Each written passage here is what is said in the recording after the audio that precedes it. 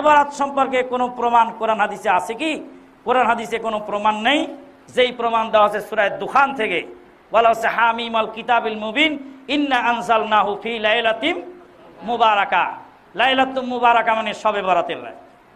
তাহলে আনজালনাহু মানে কি? আমি উহা নাজিল করেছি। কোরআন কি শবে বরাতে নাজিল হয়েছে? শবে কদরে।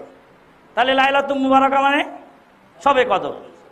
শবে কদর আর শবে লাইলাতুম মুবারাকা একই জিনিস, নুন আর লবণের মতো। ব্যাককল চাকরে পাঠাইছে নুন আর লবণ আনতে, তো 1 কেজি নুন কিনছে আর 1 কেজি লবণ আনছে, আইনে দেখে বাড়িতে 2 কেজি।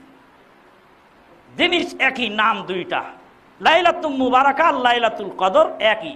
তার প্রমাণ ইন্না আনজালনাহু ফি লাইলাতিল কদর ইন্না আনজালনাহু ফি লাইলাতিল মুবারাকা। দাজ্জালের